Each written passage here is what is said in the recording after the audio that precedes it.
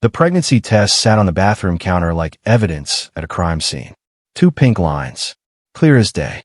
I stared at it while Amanda bounced on her heels beside me, hands clasped like she was waiting for a prize. "Can you believe it?" she said, voice bright enough to sell insurance. "We're having a baby." I picked up the test and looked at it closer. Definitely positive. Definitely impossible.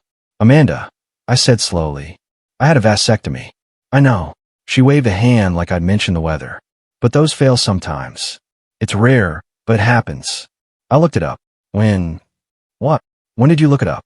She blinked. "This morning. After I took the test. I wanted to understand how it could happen." I set the test down. I had a follow-up appointment. 2 of them. Both confirmed 0 sperm count. The doctor said I'm shooting blanks. His exact words. "Doctors aren't perfect, babe." She touched my arm, smiling. "This is a miracle. Or a mistake." Her smile thinned. "Are you saying you don't believe me?" "I'm saying the math doesn't work." "Well, the test doesn't lie." She picked it up and held it toward me like a diploma. "See? Pregnant. Which means we need to start planning. I'll call Dr. Morrison tomorrow and schedule an appointment." "Dr. Morrison?" "My OB. She delivered my sister's baby last year. She's amazing." "I thought you didn't have an OB. You haven't been pregnant before." "I've seen her for annual checkups. She's great." "You like her?" I watched her put the test back on the counter with the care you'd give a museum artifact. Something about the whole scene felt rehearsed. The bouncing, the smile, the way she had an answer ready before I asked the question. "When's your next period due?" I asked. "I'm 2 weeks late. That's why I tested." "You didn't mention being late." I didn't want to get her hopes up. "But now." She gestured at the test. "It's real." I nodded, smiled, said all the right things. But in my head I was doing math. We did sex exactly 3 times in the past 2 months. All of them forgettable. The kind of maintenance intimacy married people do when they're tired but don't want the gap to get too wide.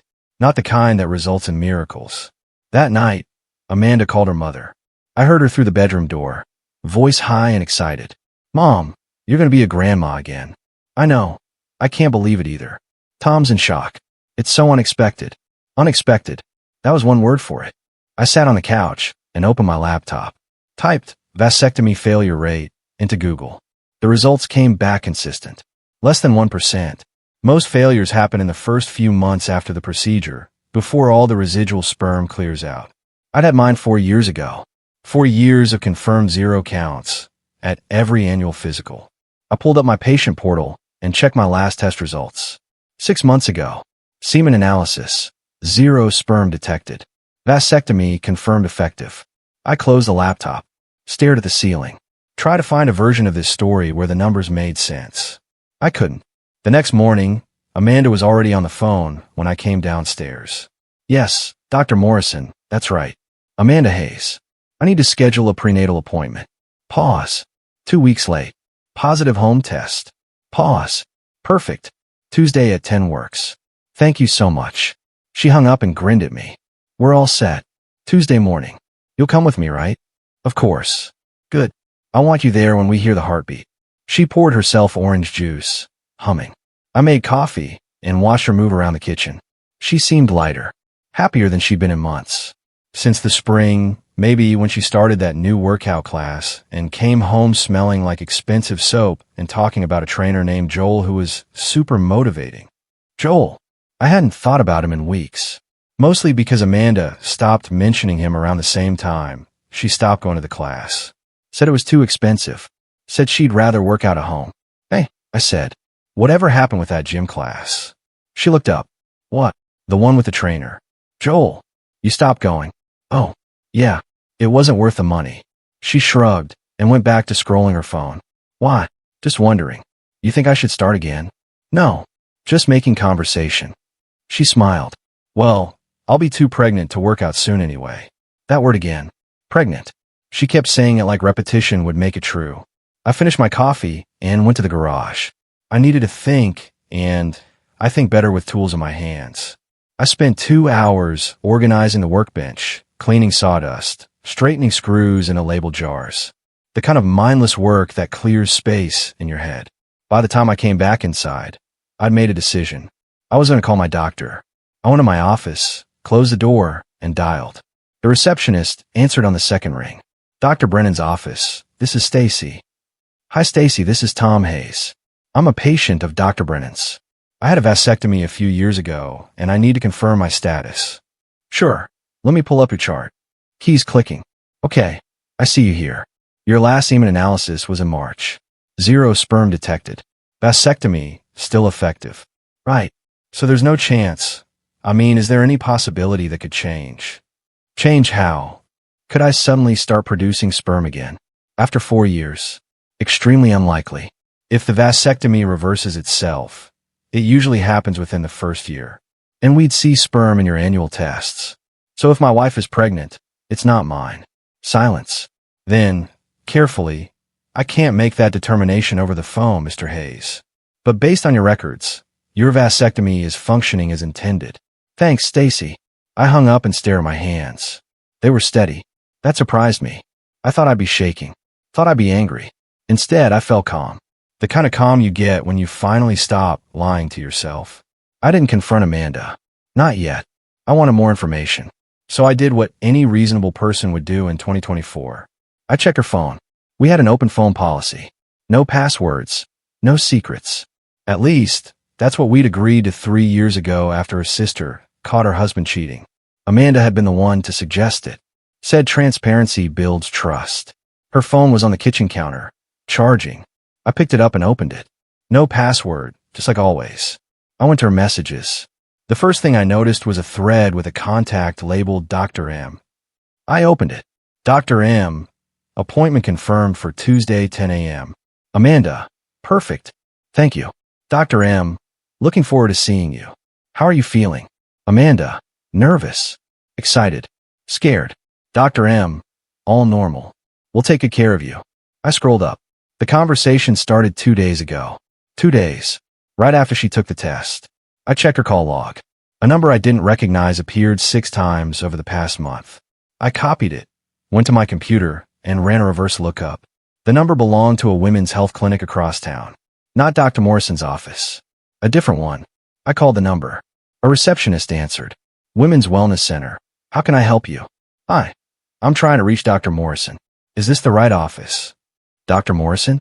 We don't have a Dr. Morrison here. We have Dr. Lin, Dr. Patel, and Dr. Grant. My mistake. Thanks. I hung up, stared at the phone number. Then I called back. Women's Wellness Center. Hi, this is Tom Hayes. My wife Amanda has an appointment there on Tuesday. I wanted to confirm the time. Keys clicking. I'm sorry, sir. I don't see an Amanda Hayes in our system for Tuesday.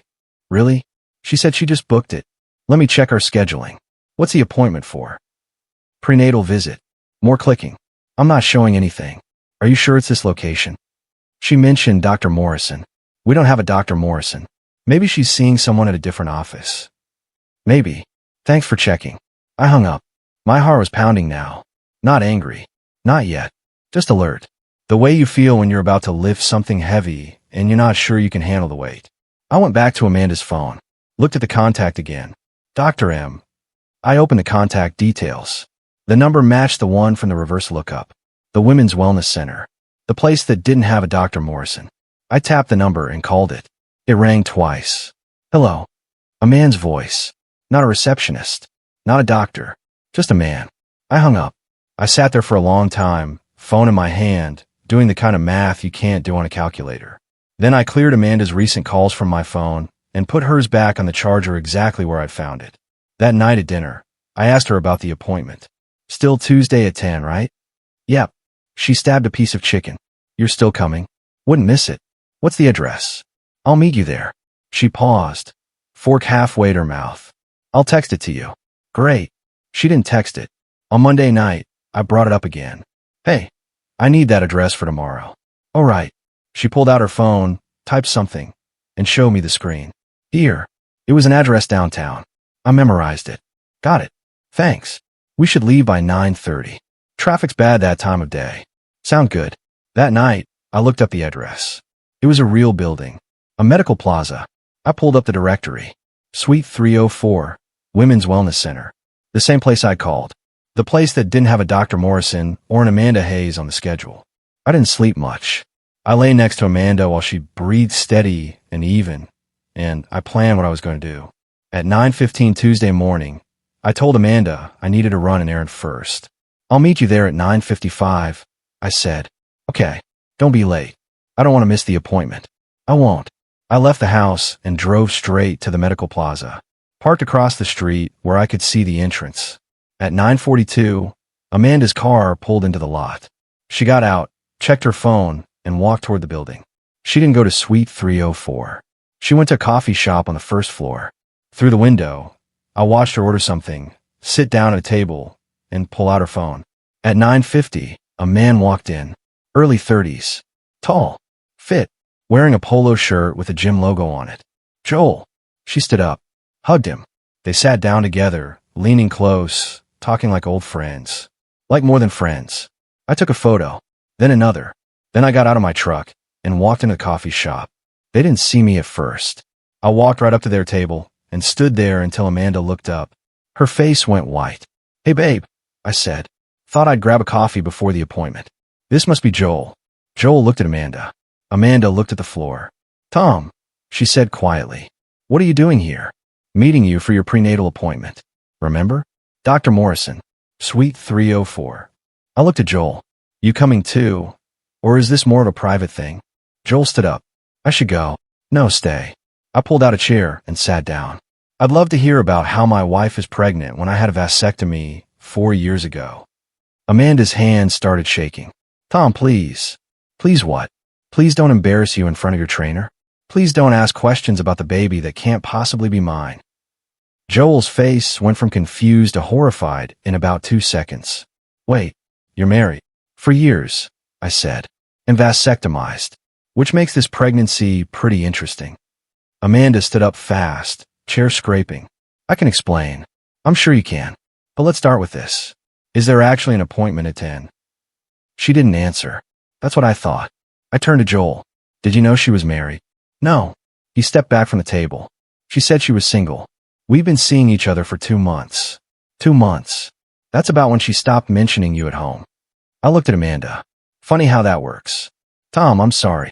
Are you pregnant? She didn't answer. Answer the question, Amanda. Are you actually pregnant? I don't know. You don't know. But you took a test. Show me the results. Called your mother. Made an appointment. The test was positive. Was it yours? Silence. Was the test yours, Amanda? She sat back down and put her head in her hands. No. Joel made a noise like he'd been punched. You're insane. Whose was it? I asked. A friend's. She took it last week and left it at my house. I thought if you believed I was pregnant, you'd pay more attention to me. I laughed. Short and sharp. You faked a pregnancy to get attention. I'm sorry. And the appointment? Dr. Morrison. There's no appointment. I was going to tell you it got moved. Buy myself time to figure out what to do. What to do about what? The fake baby or the real boyfriend? Joel grabbed his keys. I'm out. This is crazy. Joel, wait. Amanda reached for him. Don't. He backed away. You lied to me. You lied to him. I want nothing to do with this. He walked out. Amanda watched him go, then turned back to me with tears streaming. Tom, please. I made a mistake. A mistake is forgetting to buy milk. This is a plan. You bought a pregnancy test, faked results, called your mother, and scheduled a fake appointment. That's not a mistake. That's fraud. I was desperate. For what? For you to notice me. For us to feel connected again. For something to change. So you lied. I didn't know what else to do. I stood up. Here's what you're going to do. You're going to call your mother and tell her you lied. You're going to pack a bag and stay somewhere else tonight. And you're going to give me space to decide if I want to stay married to someone who fakes pregnancies to manipulate me. Tom, I'm not discussing this here. Go home. Pack. Leave. Where am I supposed to go? I don't care. Call Joel. Call your mother. Call a hotel. But you're not staying in my house tonight. I walked out. Got in my truck. Drove to my brother's place without calling first. He opened the door, took one look at my face, and said, What happened? I told him everything. The test. The appointment. The coffee shop. The fake pregnancy. Joel. When I finished, he poured 2 whiskeys and slid one across his kitchen counter to me. That's next level. I don't even know how to process it. You process it by calling a lawyer. I don't want a divorce. He raised an eyebrow. She faked a pregnancy, man. She's been cheating on you for 2 months.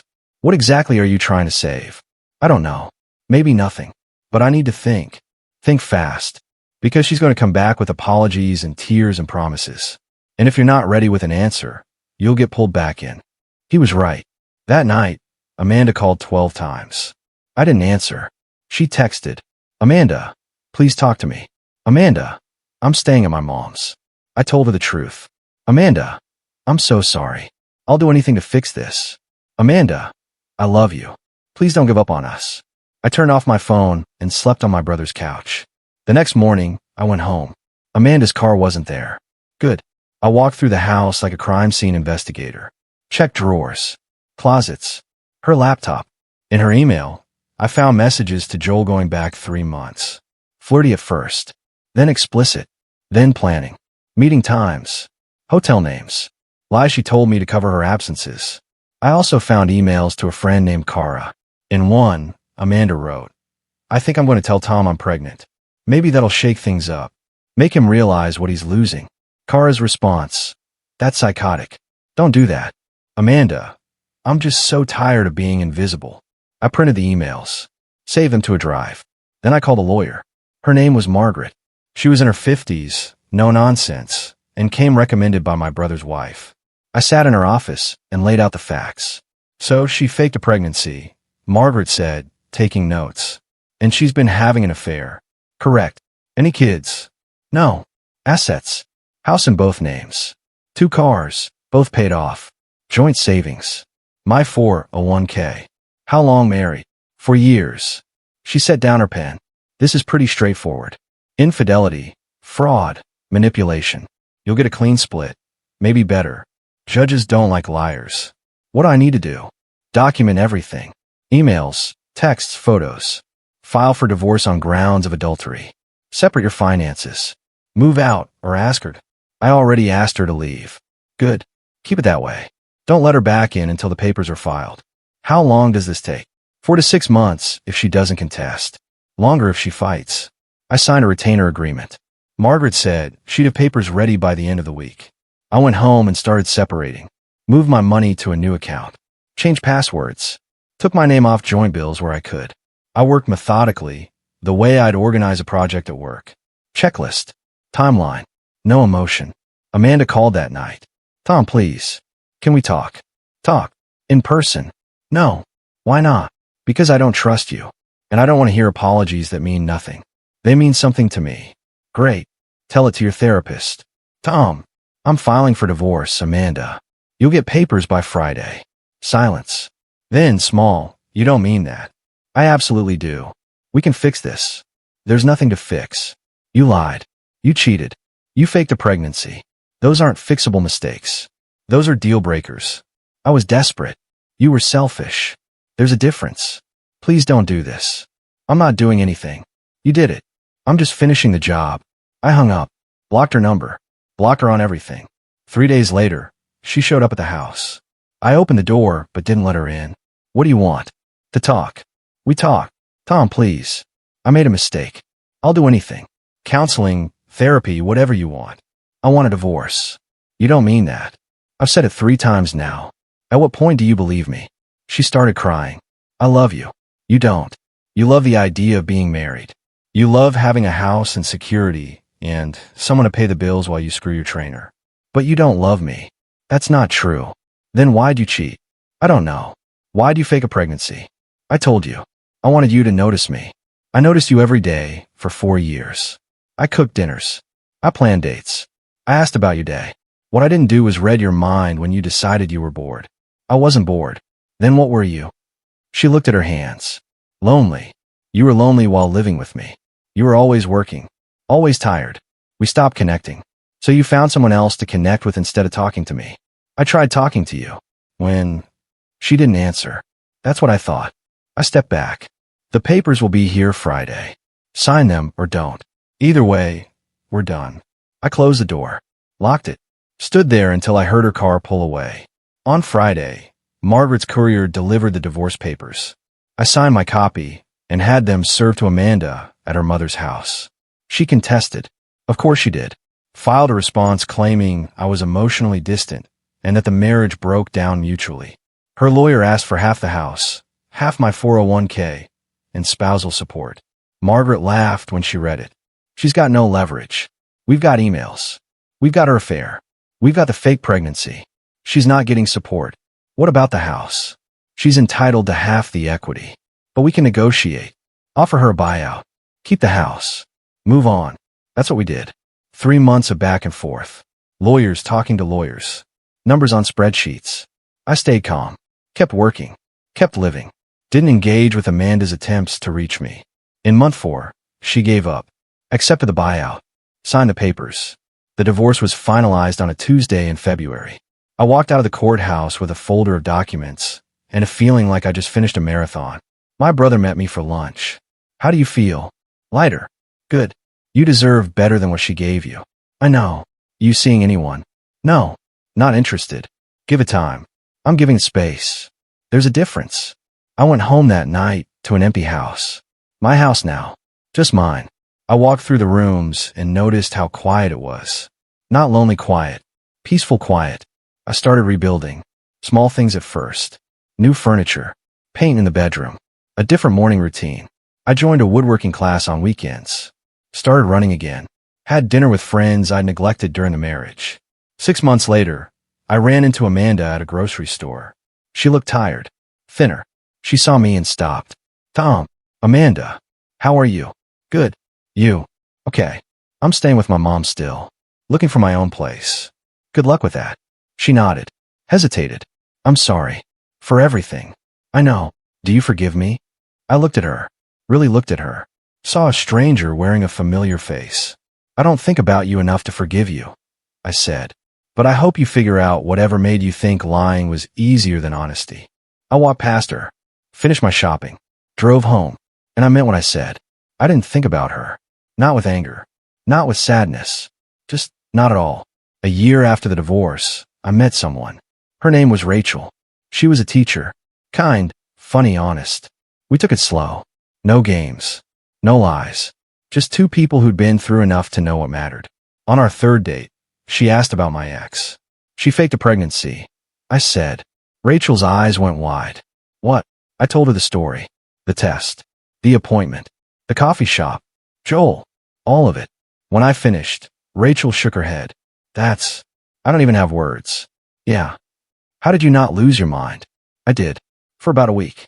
Then I got organized. She smiled. You seem like the organized type. It's a survival skill. Well, it worked. You survived. More than that. I learned. What did you learn? That crazy doesn't fix itself. And that some people will lie even when the truth is easier. And that the minute someone shows you they're willing to manipulate you, you walk away. She reached across the table and took my hand. I'm glad you walked away. Me too. We're still together. 2 years now. No drama. No lies. Just steady, honest, boring in the best way love. Sometimes people ask if I ever heard from Amanda again. I didn't. Last I heard, she moved to another state. Started over. I hope she found whatever she was looking for. As for me, I found something better than what I lost. I found peace. And a partner who doesn't need a fake pregnancy to get my attention. Because real love doesn't manipulate. It just shows up. Honest. Present. Real. And that's worth more than any test with 2 pink lines could ever be.